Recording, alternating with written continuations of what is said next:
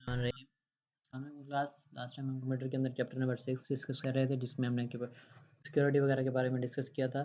Next आज हमारे पास हम चैप्टर नंबर 7 स्टार्ट करने लगे हैं, जो कि हमारा ऑपरेटिंग सिस्टम्स है। ऑपरेटिंग सिस्टम क्या होते हैं हमारे पास?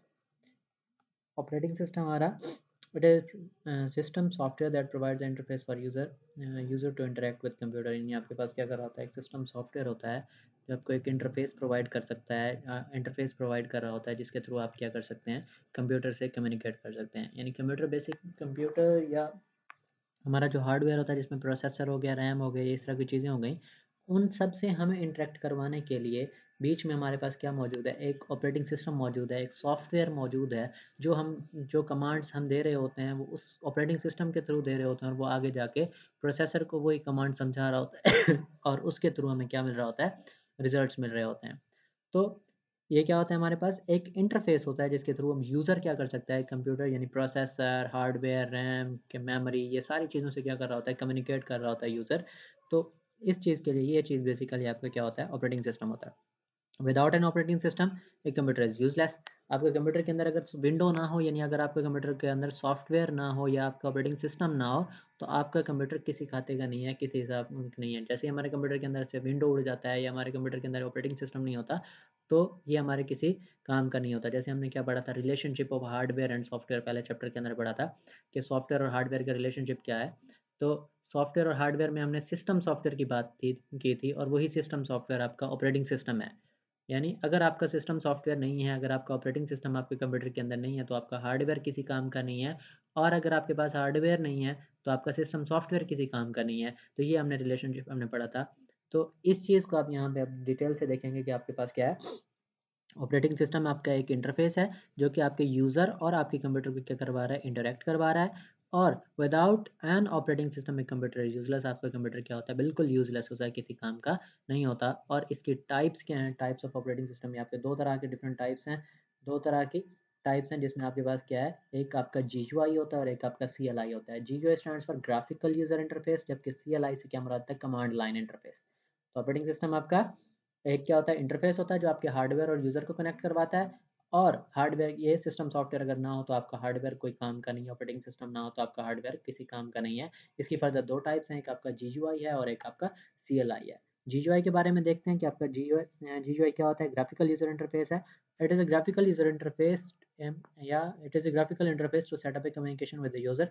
यानी यूज़र क्या होते हैं? हम लोग होते हैं। हम लोग क्या कर रहे होते हैं? इस विंडो के अंदर, विंडो के जो आइकन्स होते हैं, विंडो का जो चीज़ें होती हैं, या बेसिकली जो ऑपरेटिंग सिस्टम की चीज़ें होती हैं, हम उन्हीं से इंटरैक्ट कर रहे होते हैं, लेकिन हमें हार्डवेयर के बैकएंड का पता नहीं होता कि क्या हो रहा है। तो ये बेसिकली हमें क्या कर रहा होता है?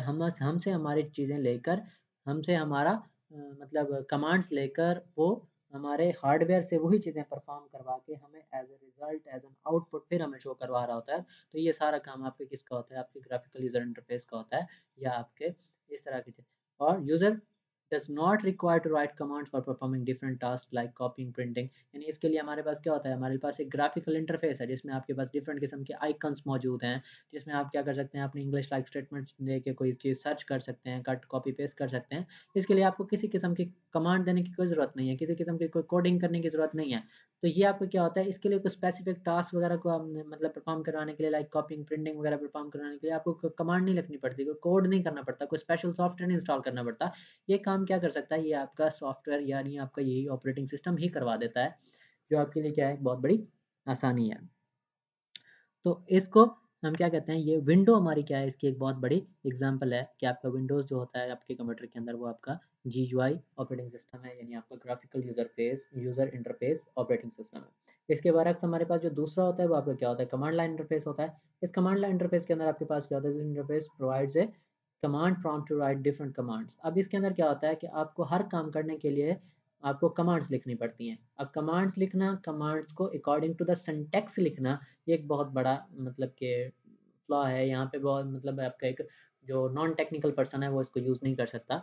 कि जो एक टेक्निकल पर्सन होगा, जिसको कंप्यूटर साइंस जिसने पढ़ा होगा, जिसने इस चीज़ को समझा होगा, परफॉर्म किया होगा, उसने एक बड़ी प्रैक्टिस की होगी, तब जाके वो क्या कर सकता है? वो इस चीज़ को परफॉर्म कर सकता है।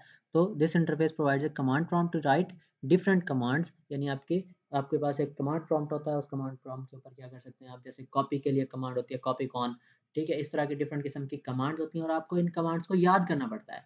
आप इन कमांड्स को याद करेंगे और वही कमांड्स आपकी क्या करवाएँगे, हर टास्क के लिए आप उनको कमांड्स को याद करेंगे और हर टास्क के लिए आप एक डिफरेंट किस्म की कमांड देंगे, जो आपके पास क्या होगी, आपके लिए मुश्किल हो जाएगी।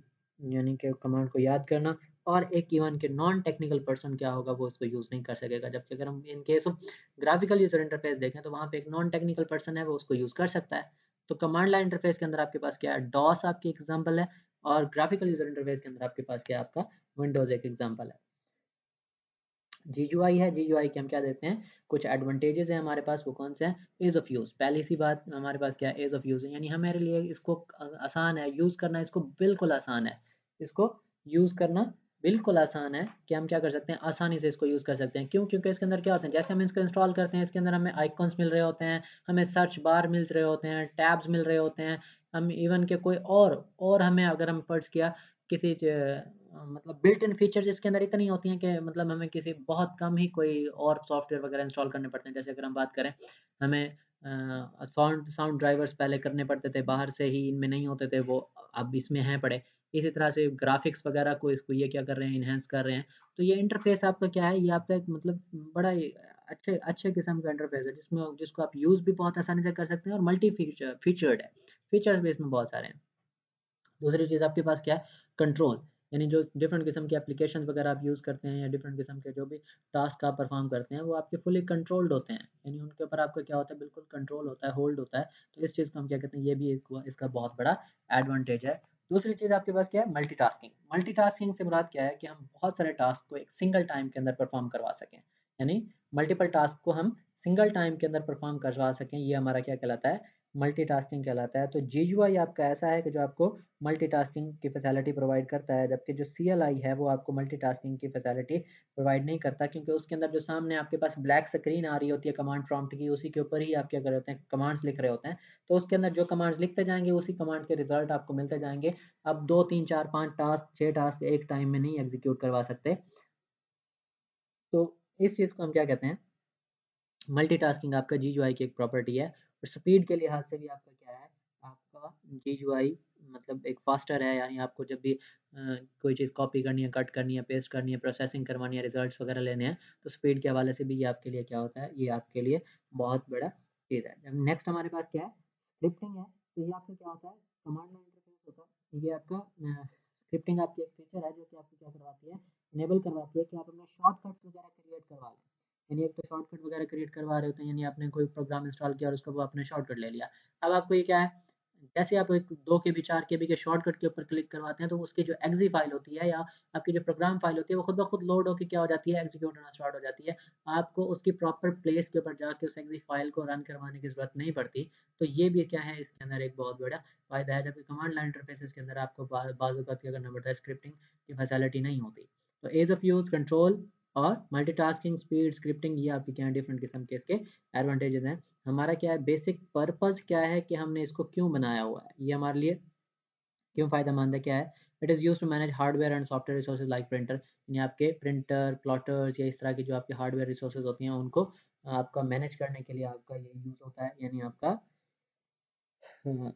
ऑपरेटिंग सिस्टम ही यूज़ होता है। और it provides a stable and consistent way for the applications to deal with hardware without having to know that details of the hardware. यानी अब देखें, हमें डिफरेंट किस्म के हार्डवेयर्स की डिटेल्स पता नहीं होती, लाइक हमें पता नहीं है कि हमारे कंप्यूटर के अंदर पोर्ट्स कौन सी लगी हुई हैं, किस तरह की पोर्ट्स लगी हुई हैं, हमारे कंप्यूटर के अंदर रैम किस कंपनी की लगी हुई है, किस तरह की लगी हुई है, हमारे चार्जर जैक्स कैसे हैं, या हमारे इस तरह की चीज़ें, हमें टेक्निकल जो हार्डवेयर के बारे में हमें पता करने की ज़रूरत ही नहीं है।